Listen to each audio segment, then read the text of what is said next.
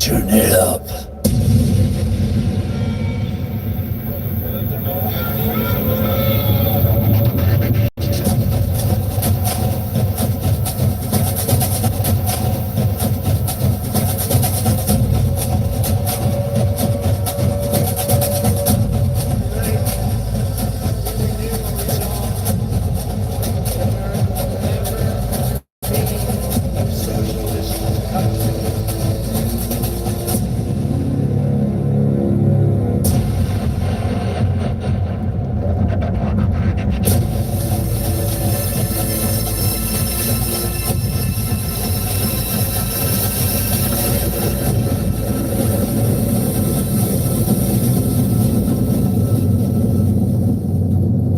Yes, ladies and gentlemen,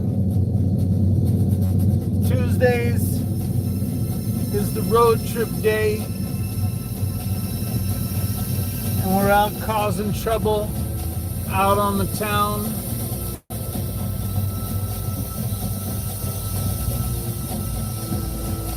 And we will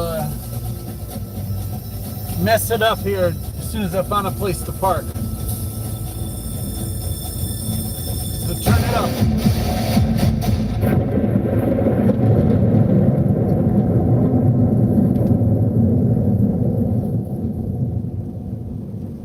The Masonic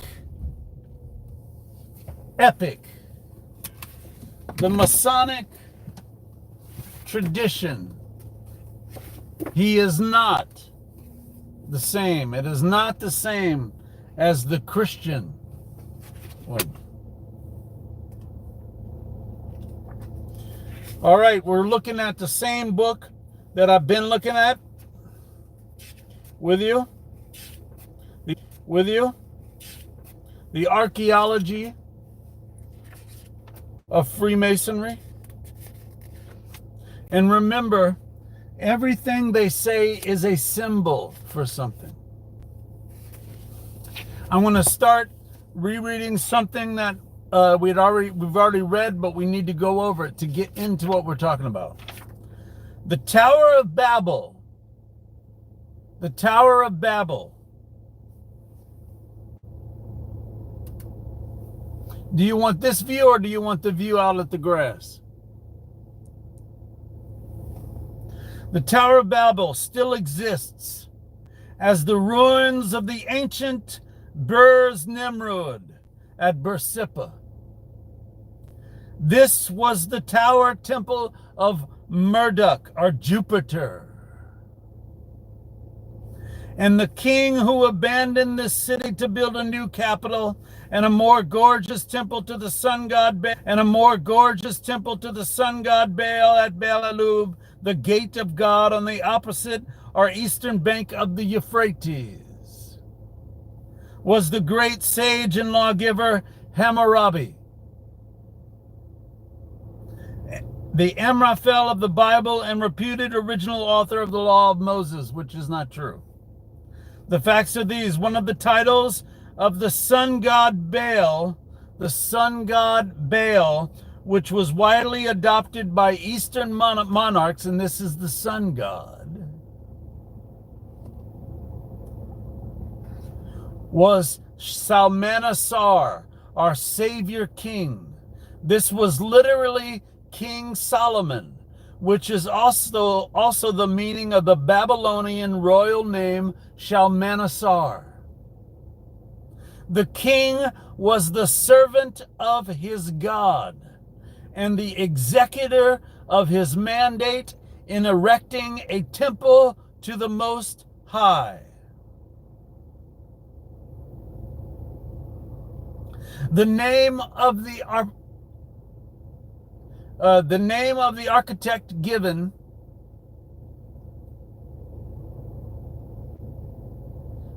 hold on. Do we want to look out at the grass or do you want to watch me read? I need to know.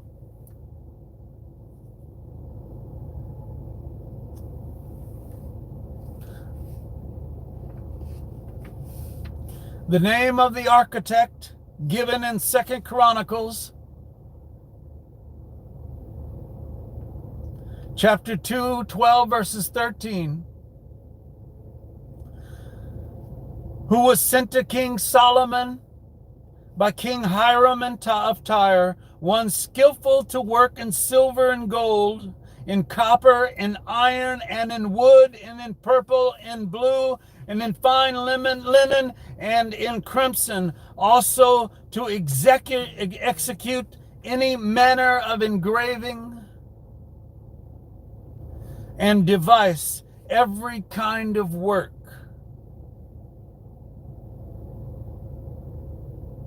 All right, you wanna keep it on me? Okay, we'll swap. All right, good.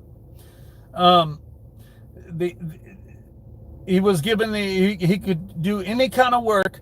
His name was Churam or Huram Abi, which is self-evidently a mere alteration of the Babylonian name Hammurabi or Hammurabi.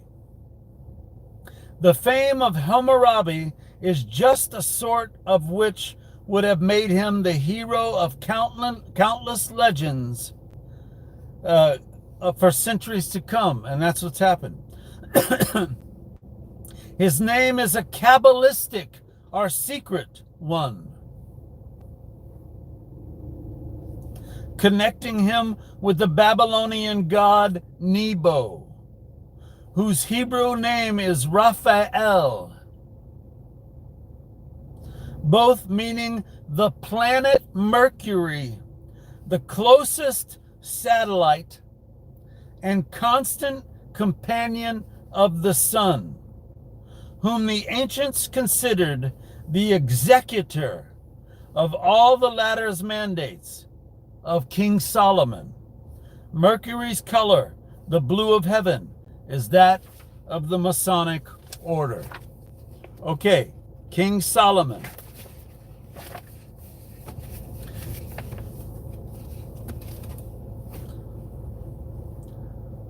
King Solomon was most excellent. King Solomon, a wizard,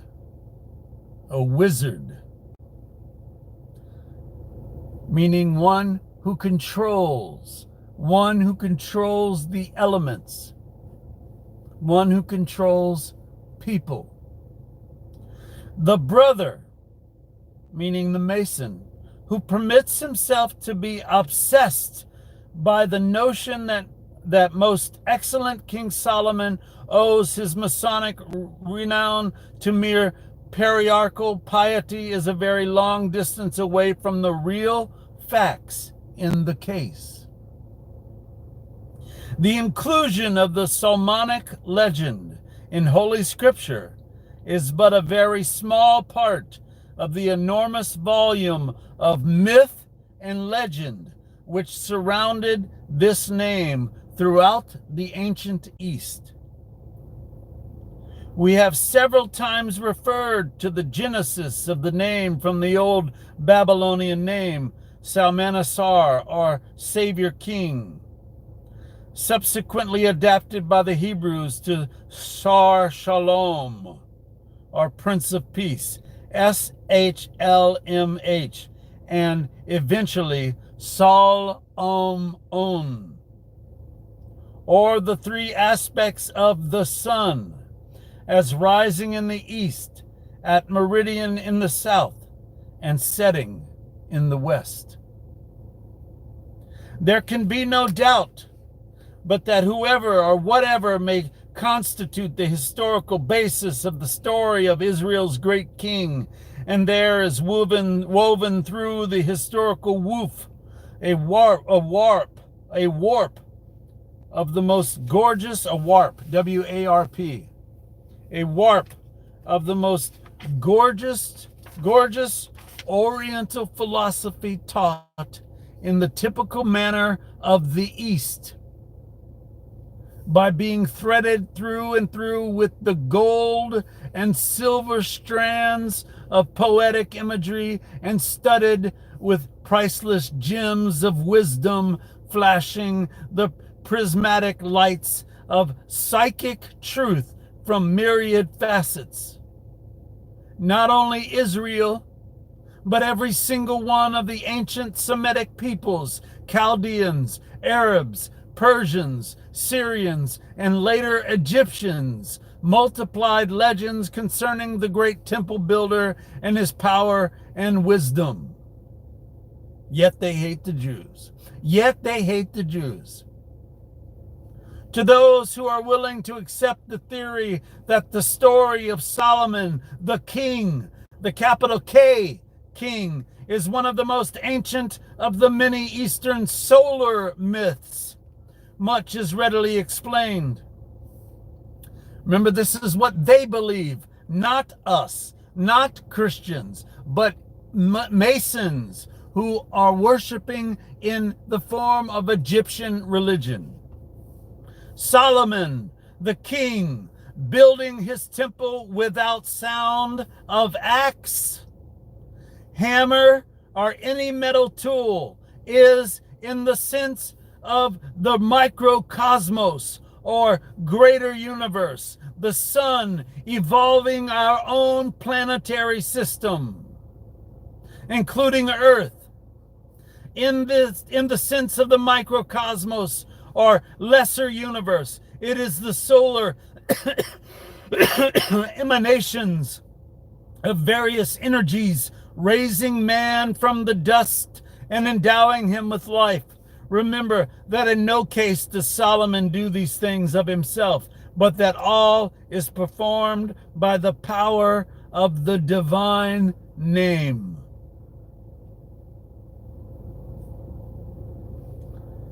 Eliphaz Levi, the mentor of Albert Pike, tells us in his History of Magic, Solomon personifies supreme science and wisdom. Solomon personifies supreme science and wisdom in his History of Magic. Yes, Donna Leanne Gwynn, these people pervert everything. They pervert everything. The temple is the realization and emblem of the hierarchic reign of truth and reason on earth. The one who would build the temple of his God without hammer, without fire, without stone, that is his body. His body. As there are 3 degrees in the hierarchy and 3 entrances to the temple, there are 3 modes of light and 3 forces of nature, which forces are symbolized by the rule which measures, the lever which lifts, and the mallet which consolidates. The lever, the hammer. Lore of the wise. No Eastern sage was more captivated by the ancient lore of the wise king of Israel, or has left us a greater number of anecdotes concerning him than Mohammed. Mohammed. That's what they believe. Mohammed. Who have you been hearing about the Quran from lately? Who do you hear about Gematria from? Who do you hear about Gematria from? Who do you hear about the Quran from? The stories which the great founder of Islam has left us about Solomon in the Quran are not original concepts, however, but the legends current among both Jews and Arabs in the early years of the Christian era. They nearly all turn upon the supernatural aspects of the Jewish monarch and exhibit him as a wonder worker, as a magician, a wonder worker, accomplishing all that he sets out to do. Sound familiar? A wonder worker, accomplishing all that he sets out to do in the name of the Most High. The existence of these legends and the vast body of magical formulae, incantations, spells, and other supernatural processes which have descended to us, all attributed to Solomonic origin, are proof that there once existed, if one may employ the term, a Hebrew science, very much resembling that which is now called Christian Science. Can you believe that? So stupid. And that this Hebrew science made practically the same use of the four-lettered name, or Tetragrammaton.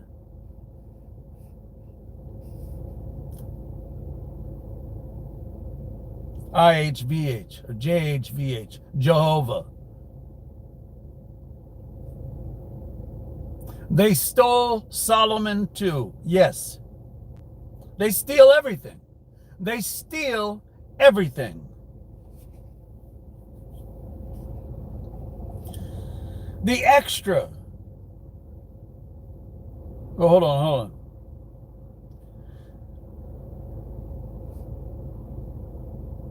This Hebrew science made practically the same use of the four-lettered name, or Tetragrammaton. The modern exorcism of human ills makes of the name of the Redeemer, but with a far greater complication of terms and processes, and the introduction of many additional elements to those recounted in the Bible.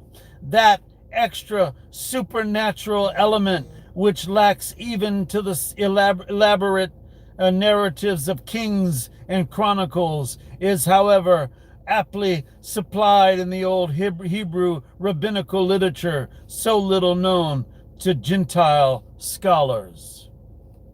It is, in fact, ignorance of contemporary comment on almost all biblical traditions, which leads to the sad misapprehensions of literalists who destroy every vestige of poetic license in sublime allegories of the soul in its origin and destiny by insistence of more historicity in even that which palpably contradicts nature. The ancient conceptions of King Solomon were as free as air and as fanciful as the scarvies of Almes. Here is one from the Quran. See? Cereal Brain's talking from the Quran, and now I am too, but it's not the same. I'm telling you, it is not the same. Solomon was David's heir. And he said, oh, men, the Quran, it's basically, what a proof of the lie.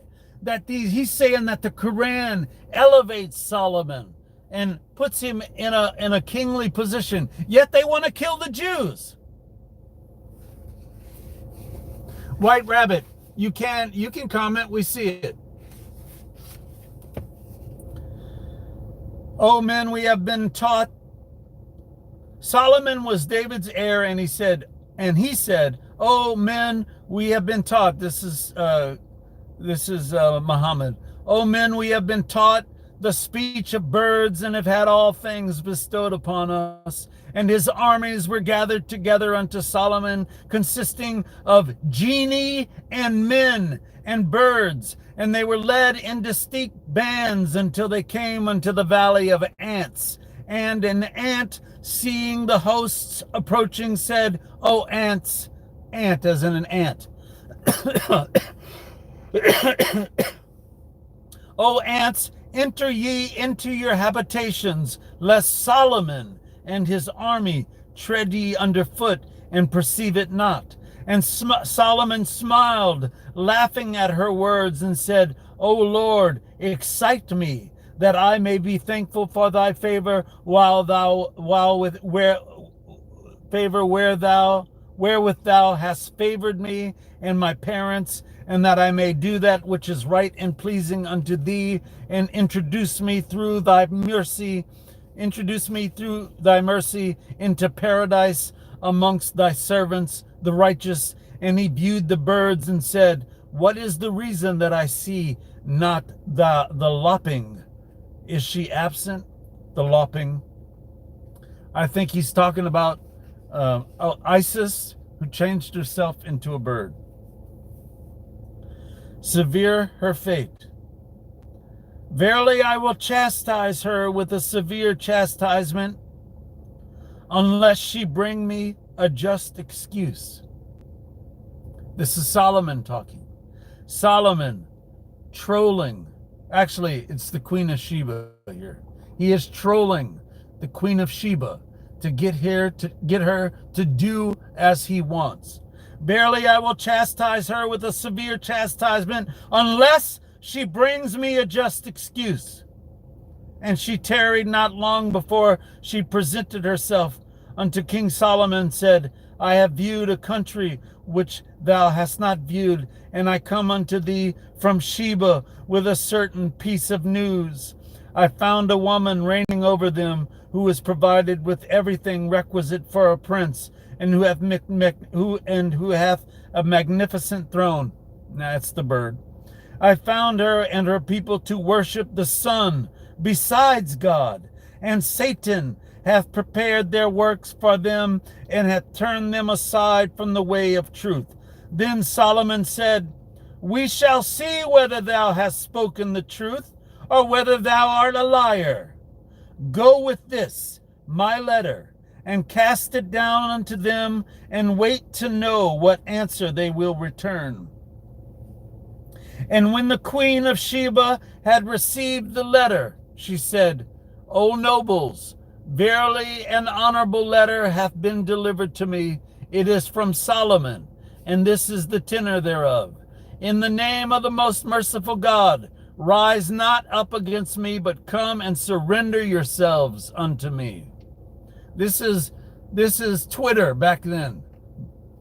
Birds that would deliver letters, right? Magical birds delivering letters. The nobles declared that they were able and ready to wage war, but that the question belonged to the queen alone to settle.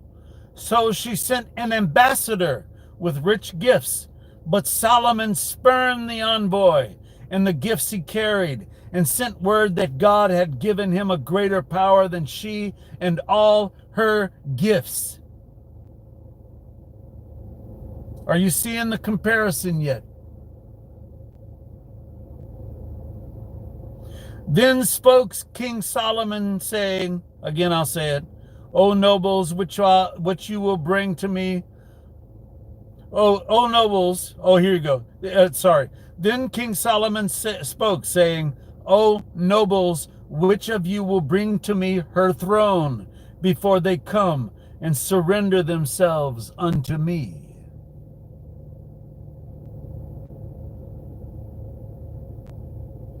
A terrible genius answered, I will bring it unto thee.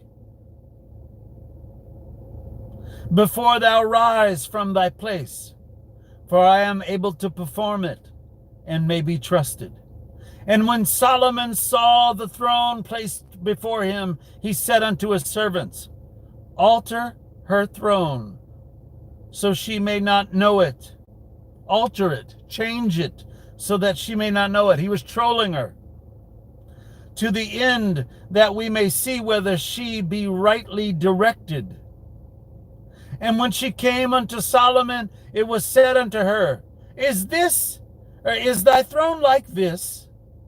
She answered as though it were the same, but that which she worshipped, besides God, had turned her aside from the truth, for she was an unbelieving people. It was then said unto her, Enter the palace. But when she saw it, she imagined it to be a great water, and she discovered her loss by lifting up her robe to pass through it. Whereupon Solomon said unto her, Verily this is a place evenly floored with glass. Then said the queen, O Lord, verily have I dealt unjust with my own soul, and I resign myself, together with Solomon unto God, the Lord of all creatures. This naive story, of the conversion of the Queen of Sheba is a fair sample of countless Arabian legends concerning King Solomon, all of which constituted him the commander of demons, Afrites, jinns or genies, and other sinister creations of the Semitic mind. He was a master at mind control, all of which constituted him the commander of demons, Afrites, jinns, and other sinister creations of the Semitic mind. Muhammad said that Solomon had a strong wind subjected to him, which ran at his command to obtain information. Remember the bird? He sent the letter. Remember we talked about Trump's ability, his secret service that he had long before he ever ran for president, gathering information on his enemies. Muhammad said that Solomon had a strong wind subject to him, which ran at his command to obtain information. Also that certain devils were subjected to him for the purpose of diving after pearls for him as well as rendering other services. Meaning he understood how to control the elements. And remember, the elements in alchemy are simply human thoughts, human emotions, just as I have told you that their gods, little g, is emotions and wants and desires. Trump is the master at controlling people, and he's doing a great job at it. On one occasion, a great parade of his favorite horses was made before Solomon, and when the horses were all ranged before him, standing on the 3 feet and the edge of the 4th foot touching the ground, the king suddenly exclaimed, "Verily I have loved the love of earthly good above the remembrance of my Lord, and have spent the time in viewing these horses until the sun is hidden by the veil of night. Bring the horses back to me." And when they were brought back, he began to cut off their legs and their necks. This is the damage that he's able to do to those who have strength around him, those who oppose him. The work in the clay grounds between Sukkoth and Zeradatha must have been greatly facilitated by the fountain of molten brass, which Muhammad says the Lord ceased to flow for King Solomon, while as to the genii who were compelled to do his bidding, if any of them turned aside, he was caused to taste the pains of hellfire as punishment. These captive demons made for Solomon what he pleased, of places, of statues in large dishes like fish ponds and cauldrons, standing firm on their trivets. Finally, long after Solomon died, he stood leaning on his staff, as though in meditation, and none dare approach him, even though he stood this way fully a year. Finally, insects gnawed away the point of his staff, and the body toppling over, the watchers for the first time perceived that he was long dead, which greatly distressed the hard-working genii, who exclaimed that they would not have continued under their forced labor had they known the truth. The foregoing is of interest, if only to prepare our minds for the consideration of the great mass of Kabbalistic or secret and magical literature which has descended to us in rare books, attributed to be translations of the original Hebrew works on which subjects bequeathed to posterity by King Solomon, the arch-magician himself, the celebrated King of Solomon, translated in the 12th century from Hebrew into Latin by Rabbi Abnazar, probably meaning Aben Ezra, is a scarce and curious example of such. King Solomon's knowledge.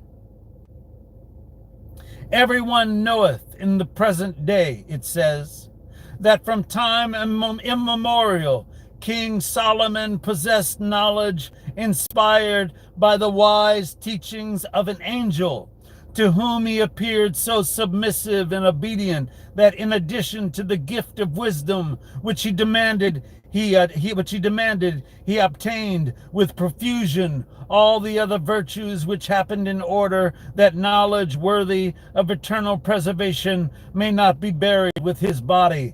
Being, so to speak, near his end, he left to his son Rehoboam a testament which should contain all the wisdom he had possessed prior to his death.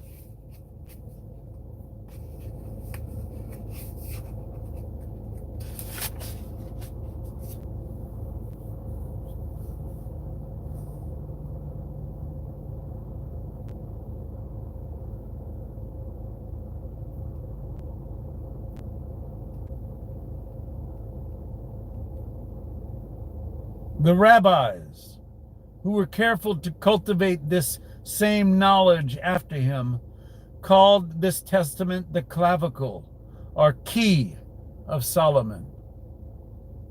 You eyeballing me, Maz?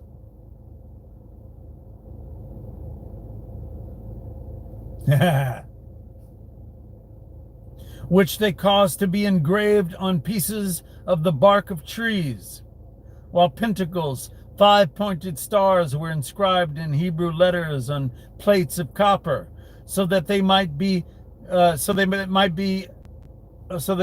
ready to render service to those whose temperament was conformed to the particular elements which they carefully preserved in the temple which that wise king had caused to be built. Remember, the temple is the body.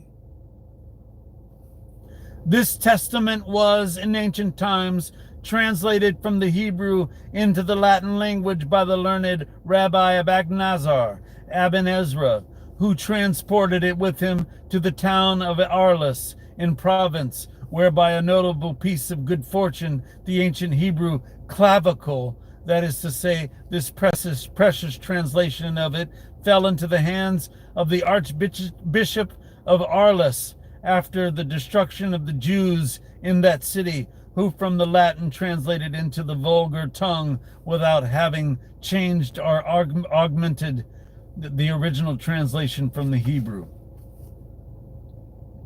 The precious manuscript of the greatest of all ancient masons is said to have proceeded as follows.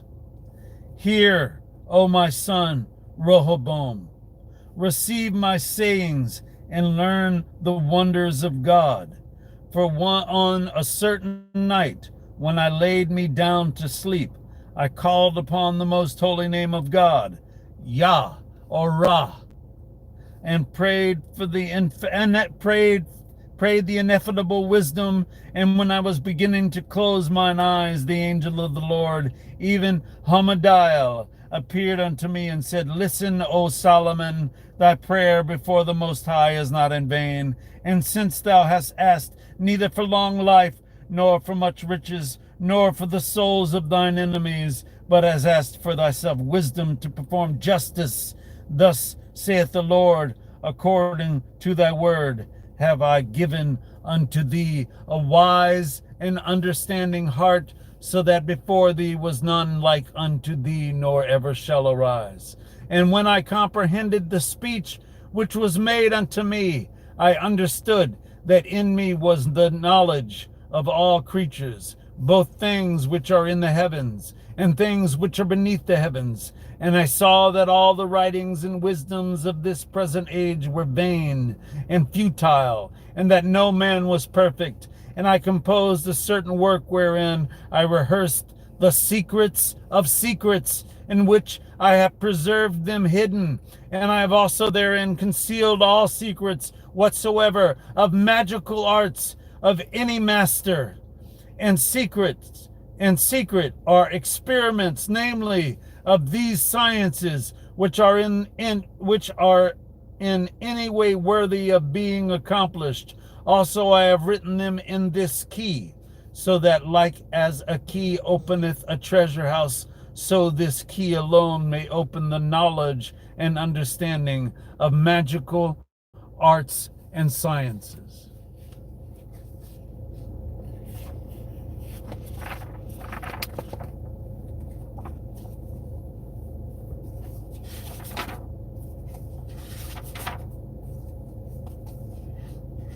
Someone that many of you listen to and read has been calling on the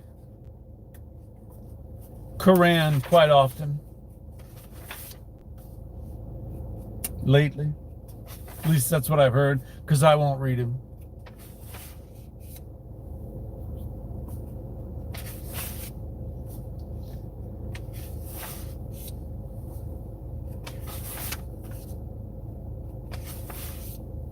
Hold on, I'm looking for something else. You've heard me read this part before, and I'll read it again.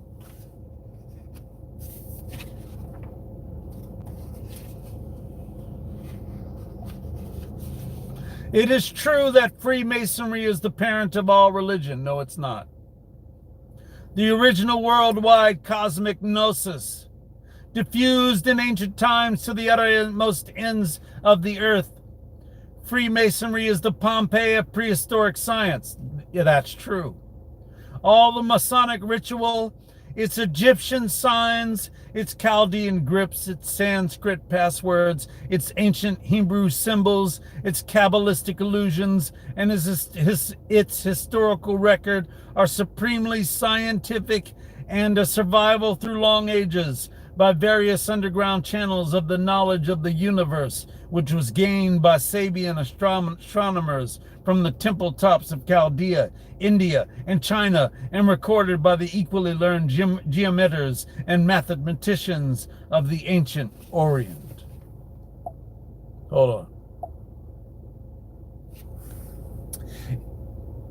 Oh. There you go, ladies and gentlemen. Let me let you get some lightning action. Hold on, I want to.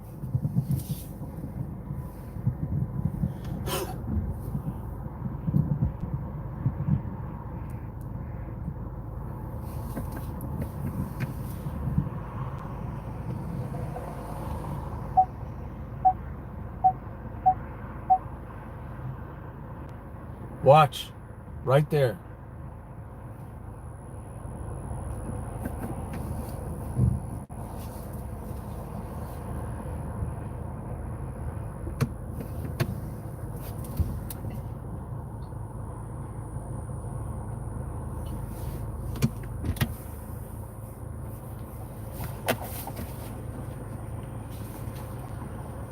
It was this knowledge. It was this knowledge concealed within the Brotherhood that enabled them to build the gigantic sundials, such as that at Stonehenge in England. The two pillars of masonry today are the same as those which stood before the Temple of Solomon. Mercury, ladies and gentlemen. Erected by the same building fraternity under the supervision of the priest architects who built the Sun Temple at Tyre, before which similar pillars stood. They are the same pillars as those that stood before the ancient temples in America when Cortez gazed in wonder on the civilization of the Aztecs and then set out to destroy them. They are the same pillars that fixed the solstitial points in the first crude circles of stone, with a central stone representing the sun and the same pillars which became the temple of Janus among the Romans, the totem poles of modern savages, and the Jachin and boas of European cathedrals. The key to the entire secret system. The key to the entire secret system, which is used for mind control, which is used to manipulate you. The key to the entire secret system is to be found in the ancient method preserved from ages long anterior to the reputed time by the Israelites of using identical characters for letters and numbers, a system called gematria, and upon which a simple mathematical formula 10565 is shown to be the basic source of all manifested existence. That formula, when presented in the Hebrew letters corresponding to the numbers being Jod Ha Veha, or in English JHVH, or Jehovah.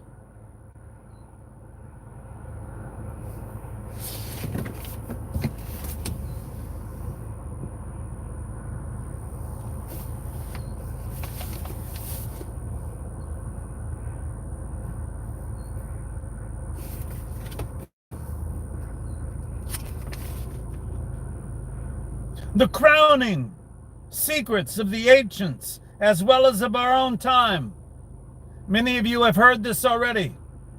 I'm telling you, Jehovah is not the name of our God. It is Yahweh, and it is different.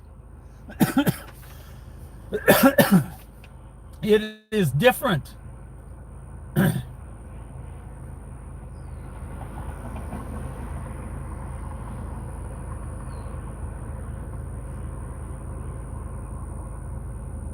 It was this knowledge concealed within the Brotherhood that enabled them to build the gigantic sundials such as that at Stonehenge in England. I've read that before to you already on other shows, but you need to see it now. The crowning secret of the ancients, as well as of our own time, is that the study of the structural proportions of our universe, as evidenced in lines of force and direction, cyclic time periods, celestial areas, and visible parts, reveals the fact that is of definite form, perfectly balanced proportion, and just such a synthesis of the principles of pure geometry as to show that the features exhibited are from the same causative source as that which geometrizes the snowflake, the crystal, and the flower blossom. Hence the expression used in masonry of the grand architect and the great geometrician of the universe.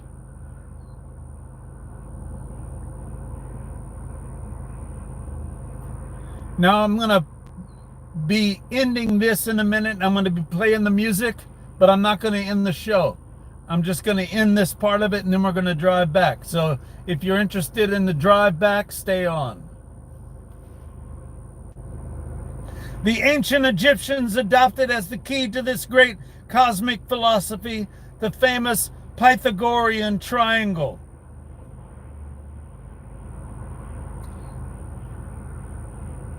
Of 3 by 4 by 5 proportions, which is the basis of the celebrated 47th proposition of Euclid. They called the three sides Osiris, Isis, and Horus, considering the first two as spirit and matter and the latter as nature, evolved from the wedding of the other two, Osiris, Isis, and Horus. This triangle,